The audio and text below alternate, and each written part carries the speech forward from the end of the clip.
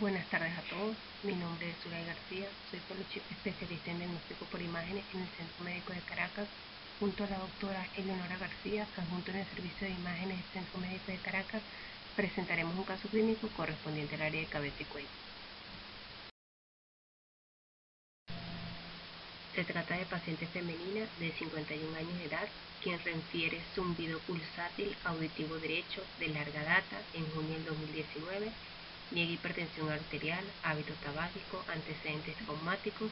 Dentro de los antecedentes quirúrgicos únicamente refiere lobectomía tiroidea parcial izquierda.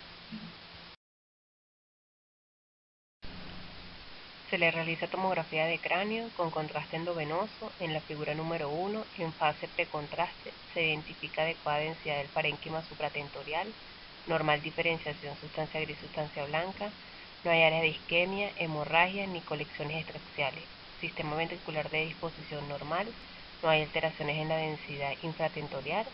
En la fase con contraste, figuras 2 y 3, se observa permeable los trayectos de ambas arterias carótidas comunes, carótidas externas, cerebrales medias, cerebrales anteriores y posteriores, sin dilataciones, estenosis o malformaciones vasculares.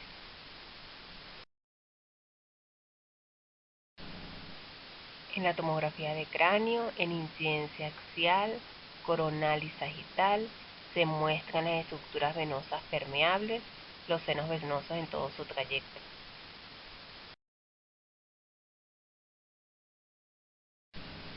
En la tomografía de cuello con contraste, en los cortes axial, coronal, se ve adecuada configuración de los espacios viscerales del cuello, sin imágenes de adenomegalia ni otras alteraciones. Solo se identifica el lóbulo tiroideo derecho, dado el antecedente que refirió la paciente de lobectomía parcial izquierda. Se observan las estructuras vasculares del cuello sin alteraciones. Solo existe un golfo de la yugular izquierda amplio. En las reconstrucciones arteriales del cuello observamos ambas carótidas externas de trayectos permeables, sin dilataciones, estenosis o malformaciones. No se identifican placas murales blandas o cálcicas.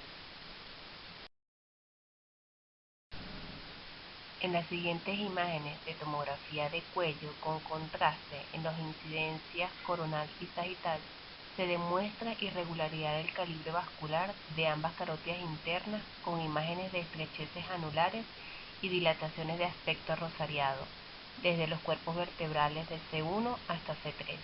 No se identifican placas murales blandas o cálcicas.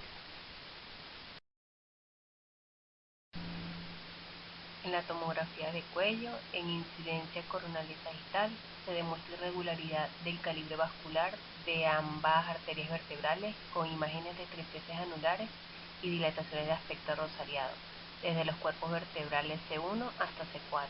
No se identifican placas murales blandas o cálcicas. La arteria del tronco de la basilar es de calibre normal, algo tortuosa de convexidad hacia la derecha.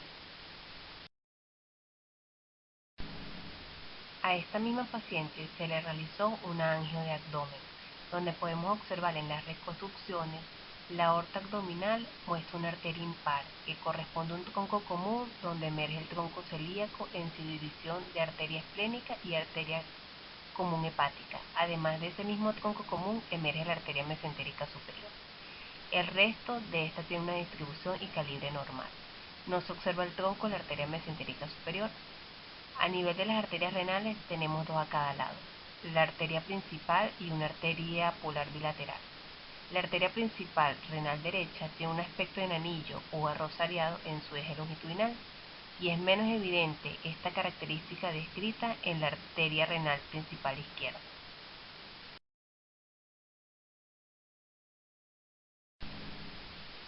Como observamos en la diapositiva anterior, nuestra paciente presenta una variante anatómica de un tronco celíaco mesentérico común en el cual el tronco celíaco y la arteria mesentérica superior tienen un origen aórtico común.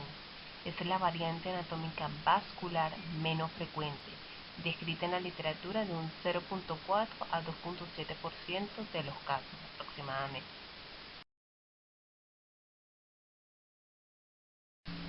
Dentro de los diagnósticos diferenciales nos planteamos enfermedad aterosclerótica, que suele afectar a pacientes varones de edad avanzada con factores de riesgo cardiovascular. Frecuentemente se asocia a enfermedad teratológica difusa, aunque puede estar limitada a la arteria renal en un 15 o un 20%. Su localización típica es en el osteo de salida y tercio proximal de la arteria renal, aunque en casos avanzados también puede afectar a las ramas distales intrarrenales. También se caracteriza por presentar una estenosis aterosclerótica que afecta a la porción proximal y ostial. En la figura número 1 observamos placas de calcio en la aorta abdominal. Enfermedad de Takayasu, progresiva, autoinmune e idiopática que generalmente afecta a adultos jóvenes e involucra la aorta y sus ramas principales, estando la enfermedad coronaria en el contexto de una aortitis o arteritis coronaria, o la arteritis de células gigantes que suele afectar las arterias extracraneales, incluyendo la aorta y las arterias coronarias, de pacientes por encima de 50 años. Es debido a una ausencia de inflamación y estenosis aórtica. En la figura número 2 observamos una tomografía con contraste en corte axial, el engrosamiento de la pared de la aorta abdominal y de la osteo de la arteria mesentérica superior, como lo señala la flecha. El síndrome de Dalson comprende un grupo heterogéneo de enfermedades hereditarias del tejido conectivo. El espectro de lesión vascular incluye aneurismas, disecciones, oclusiones y estenosis. Estas lesiones elementales pueden estar asociadas en un mismo segmento arterial. En la figura número 3 observamos una disección y aneurisma de la aorta descendente. El síndrome de Williams es una enfermedad genética relativamente rara. Se asocia a malformación cardíaca, estenosis de las arterias pulmonares o de las arterias renales, que causa una hipertensión arterial renovascular. En la figura número 4 observamos una estenosis de la arteria renal derecha. Neurofibromatosis tipo 1 es un trastorno hereditario autosómico dominante. Una de sus características vasculares es presentar estenosis o oclusión de las arterias carótidas y de las ramas principales. Es la displasia más común. También puede observarse el desarrollo del fenómeno de moya-moya, malformaciones arteriovenosas, estenosis vascular, estenosis de la aorta o de las arterias renales y aneurisma. En la figura número 5 observamos un paciente de edad pediátrica que se caracteriza por presentar máculas de color café. La displasia fibromuscular, como lo vemos en la figura número 6, de la carótida interna, se caracteriza por verse lesiones en cuencas de perla. Displasia fibromuscular. Se define actualmente como un trastorno idiopático no inflamatorio no aterosclerótico de los músculos de la pared arterial, que conduce a una estenosis hemodinámicamente significativa de las arterias pequeñas y medianas. Afecta con mayor frecuencia a las arterias carótidas internas y renales. Afecta principalmente a mujeres entre las edades de 15 y 50 años. Dentro de la etiología encontramos factores genéticos, mecánicos con mayor afectación del riñón derecho, hormonales, en el caso de las mujeres los estrógenos, isquémicos por el escaso número de la vasa vasorum en arterias carótidas y renales, tabáquico. Suele ser asintomática, representa menos del 10% de los casos de hipertensión renovascular. Dentro de las complicaciones, disección de la arteria carótida interna, grandes aneurismas, isquemia de órganos, enfermedad cerebrovascular, fístulas arteriovenosas e infarto renal. Un estudio reportó que las arterias renales se vieron afectadas en el 58% de los casos, las arterias cérvico-craneales en un 32% y otras arterias en un 10%. En la figura A y B observamos una displasia fibromuscular tipo medio en un paciente masculino de 25 años de edad. La angiografía por tomografía observamos múltiples estenosis, como lo señala la flecha, en la porción media de la arteria renal derecha. Y en la figura C, igualmente un caso de displasia fibromuscular en un paciente de 35 años, la angiografía por tomografía muestra una disección focal, como lo señala la flecha, en la porción media de la arteria renal inferior izquierda. Continuando con la displasia fibromuscular, presentamos la clasificación histopatológica para las lesiones fibromusculares de las arterias, que se basa en la capa íntima, media o adventicia en la que predominan las lesiones. La fibroplasia medial en un 70% se caracteriza por una clásica apariencia en collar de cuentas, que representa la lesión más común de localización medial a distal. Hay un compromiso de la media, mientras que la íntima, la elástica interna y la adventicia están preservadas. La lesión de la fibroplasia perimedial en un 15 o un 20% se caracteriza por un collar de tejido elástico en la unión de la media y la adventicia. Los elementos elásticos de la media y la íntima tienen apariencia normal. Se caracteriza por presentar estenosis focal y construcciones múltiples junto con una red colateral. La hiperplasia de la íntima en un 5% presenta una estenosis concéntrica y focal o una ligera estrechez. La hiperplasia de la adventicia en un 1% es el tipo más raro. En la figura número 1, una tomografía de cráneo en incidencia sagital con contraste en fase arterial, observamos una displasia fibromuscular que afecta a la arteria carótida interna. En la figura número 2, una tomografía abdominal en incidencia axial con contraste en fase arterial, observamos la displasia fibromuscular que afecta a las arterias renales. Diagnóstico y conducta. En la ecografía Doppler renal observamos velocidades elevadas del flujo sanguíneo en las porciones medial a distal de estas arterias.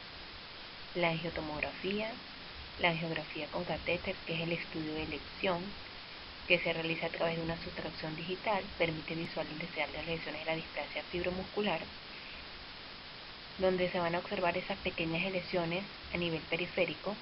Vamos a tener las características angiográficas típicas que incluyen asas vasculares, ectasia vascular fusiforme y una cadena de cuentas. La angioplastia percutánea. En la figura número 1 observamos una amplia irregularidad y reborde de la arteria renal derecha compatible con el diagnóstico de displasia fibromuscular, y también se observa una estrecha estenosis en el origen de la arteria mesentérica superior. En la figura número 2 hay un aneurisma de la arteria renal distal a la derecha. La arteria renal proximal al aneurisma es irregular y tiene una apariencia de cuencas o cadena de perlas. En la figura número 3 se demuestra la clásica apariencia de cuencas de la displasia fibromuscular. En la figura número 4, que es una angiografía con sustracción digital en un paciente con displasia fibromuscular tipo medio, donde se observa el sondaje selectivo de la arteria renal derecha utilizando un alambre rígido y un catéter Sennlinger tipo 2 que muestra múltiples estenosis de aneurismas en la porción medial de la arteria renal derecha. Conclusión. El estudio diagnóstico en la sospecha de hipertensión secundaria debe incluir una ecografía de las arterias renales.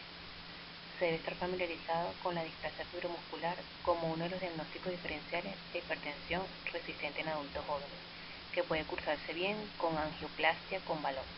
Es importante conocer las presentaciones menos comunes de displasia fibromuscular como asas vasculares, ectasia vascular fusiforme, disección arterial, aneurisma, hemorragia subaracnoidea, para surgir el diagnóstico y realizar más investigación. A continuación, la bibliografía consultada para la realización del caso clínico. Muchas gracias a todos por su atención. Esperamos les haya sido útil la revisión del caso. Nos despedimos agradeciendo a la Federación Argentina de Radiología por el espacio destinado a la formación continua de nuestra especialidad.